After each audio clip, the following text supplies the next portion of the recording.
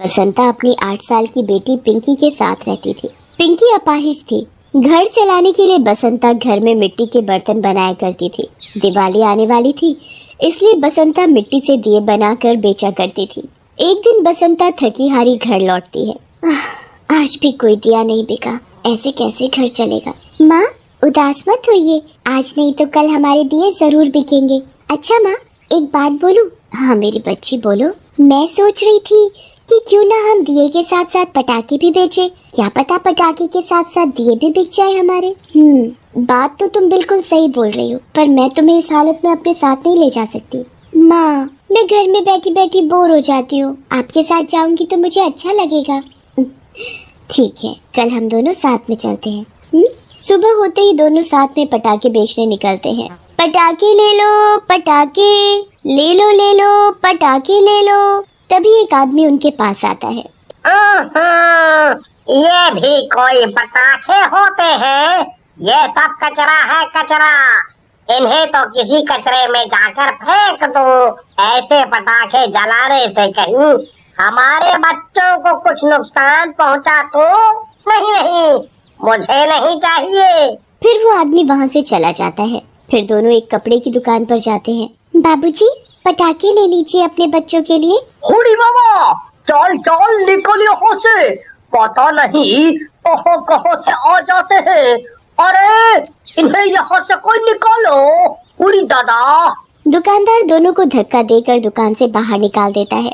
बसंता नीचे गिर जाती है और उसके टोकरे में रखे सारे दिए टूट जाते हैं। माँ उठो, आपको कोई चोट तो नहीं आई ना? चलो माँ, घर चलते हैं। जैसे तैसे दोनों घर पहुँचते हैं। माँ, तुम आराम करो, मैं तुम्हारे लिए दवा का इंतजाम करती हूँ। बसंता को बीमार देख पिंकी परेशान हो जाती है। ऊपर से उसके पास इतने पैसे भी नहीं होते कि माँ के लिए दवा ला सके। पिंकी उदास मन लिए गांव के पास बनी नदी के पास जाती है और वहाँ बैठकर पिंकी रोने लगती है। पर पिंकी को नहीं पता होता कि जिस नदी के पास वो बैठी है, उस नदी के पास एक चुड़ैल भी रहती है। पिंकी को रोता हुआ देखकर चुड़ैल उसके पास आ जाती है। क्या हुआ बेटी, क्यों रो रही हो? चुड़ैल, मुझे मत मारो, मुझे जाने दो, मुझे अपनी माँ के पास जाना है। घबराओ मत बेटी, मैं तुम्हें कुछ नहीं करूँगी। अगर मुझे तुमको खाना ही होता तो तुम्हें बिना बताए ही मैं तुम्हें खा जाती। अब बताओ तुम इतनी दुखी क्यों हो? मेरी माँ बहुत बीमार है, उनके इलाज के लिए मेरे पास पैसे नहीं है। बिना इलाज के कहीं मेरी माँ को कुछ हो गया तो। नहीं, उन्हें कुछ नहीं होगा। अरे और ऐसा नहीं सोचते। मेरी माँ मिट्टी के दिए और पटाखे बेचकर घर चलाती थी। अच्छा, अगर तुम्हारी ये समस्या हल हो जाए तो तुम्हारी माँ की जगह मैं पटाखे बेचने जाऊंगी और तुम घर पर बैठकर अपनी माँ की देखभाल करना। सच में? पर तुम्हारा ये रूप देखकर कोई भी तुमसे पटाखे नहीं खरीदेगा। तभी चुड़ैल एक औरत के रूप में बदल जाती है। अब मुझे कोई नहीं पहचानेगा। बेटी, अब तुम घर जाओ।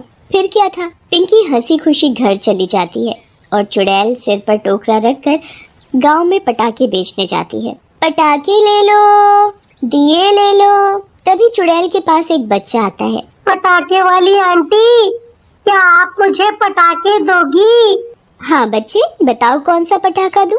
ये रॉकेट चाहिए तुम्हें? हाँ, ये बहुत अच्छा है। हुई हुई। तभी बच्चे का पापा विक्रम वहाँ आ जाता है और चुड़ैल को डांटने लगता है। कहीं तुम्हारा दिमाग तो खराब नहीं हो गया? बच्चे ने पटाखा मांगा तो तुमने फट से उसके हाथ में रॉकेट पकड़ा दिया। तुम्हारे पटाखे घटिया होते हैं, इन्हें हमारे गांव में मत बेचो। नहीं, ये पटाखे तो बहुत अच्छे जलते हैं। आप एक बार इन्हें जलाकर तो देखो। एक बार बोल दिया, समझ नहीं आती क्या? अपना टोकरा उठा और चलती बन यहाँ से। फिर क्या था, चुड़ैल को बहुत तेज गुस्सा आता है और वो तभी अपने चुड़ैल रूप में आ जाती है और मुरली की पीठ में एक रॉकेट बांध देती है। अरे तुम तो कोई चुड़ैल हो, मुझे छोड़ दो, जाने दो मुझे। जब ये रॉकेट चलेगा ना, तब पता चलेगा तुझे कि ये कितना बुरा है। फिर क्या था, चुड़ैल रॉकेट में आग लगाती है। आग लगते ही मुरली दूर जाकर गिरता है। ऐसे ही चुड़ैल फिर आगे बढ़ती है, पर पूरे दिन गांव भर में घूमने के बाद भी उसका ना तो दिया बिकता है और ना ही पटाखा। अगर आज एक भी पटाखा नहीं बिका तो पिंकी की माँ का इलाज कैसे होगा?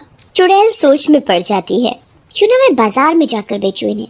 चुड़ैल बाजार में जाती है, तभी चुड़ैल को वहाँ एक बच्चा अपनी माँ से दुकान में रखे पटाखे लेने की जिद करता दिखाई देता है। बहन, बच्चा बहुत रो रहा है, तो मुझसे ये पटाखे खरीद लो, मैं बहुत गरीब हूँ। औरत को उस पर तरस आता है तो वो अपने बच्चे के लिए कुछ पटाखे खरीद लेती है। कुछ पैसे हाथ आते ही चुड़ैल पिंकी को वो पैसे दे देती है। तुम बहुत अच्छी हो, तुम्हारी वजह से मेरी माँ अब ठीक हो जाएगी। चुड़ैल फिर से जंगल जाती है और चुपचाप ढेर सारे पटाखे बनाती है।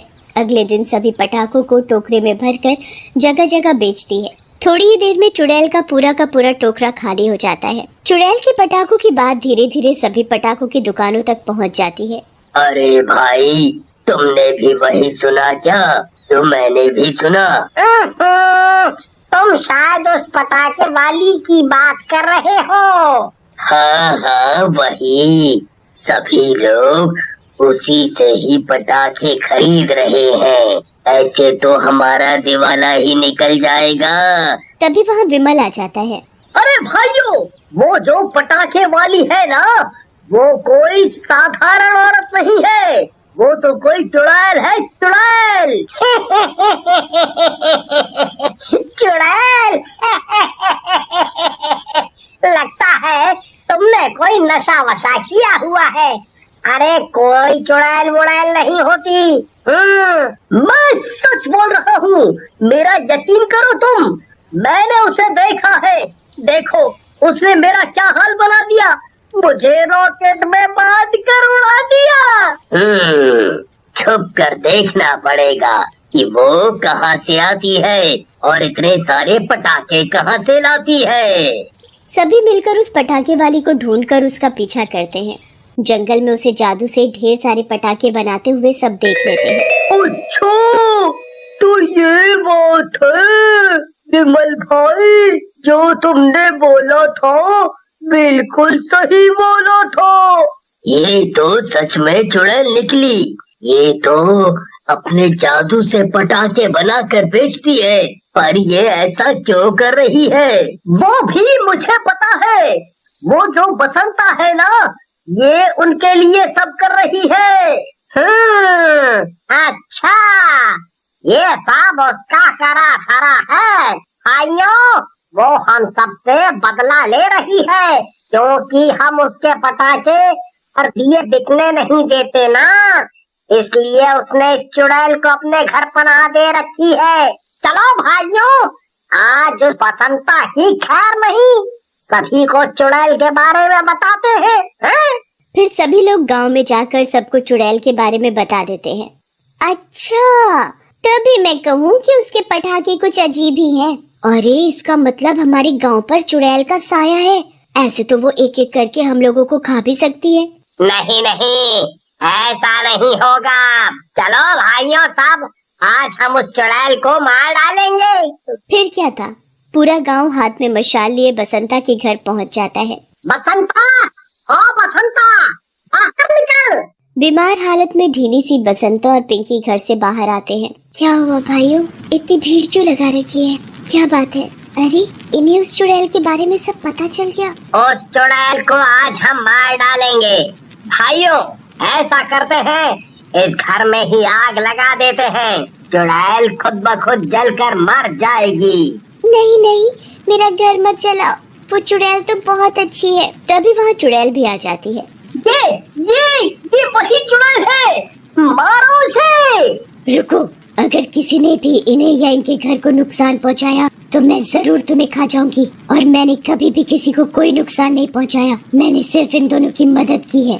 तुम इनकी मदद करके हमारा नुकसान क्यों कर रही हो? अच्छा, अपने नुकसान की पड़ी है। तुम सबको इन लाचार बेबस पर तरस नहीं आता क्या? अगर तुम लोग कुछ गरीब लोगों से दिए और पटाखे खरीद लो तो उनके घर में 4 पैसे आएंगे और वो भी तुम सब की तरह अपनी दिवाली मना सकते हैं। इन गरीब लोगों को तुम सब धुतकार कर भगा देते हो। तुमने बिल्कुल सही कहा। इस दिवाली पर हम सभी बसंता के बनाए हुए दिए ही जलाएंगे। फिर दिवाली आती है और पूरा गांव बसंता के बनाए दियों से जगमगा रहा होता है।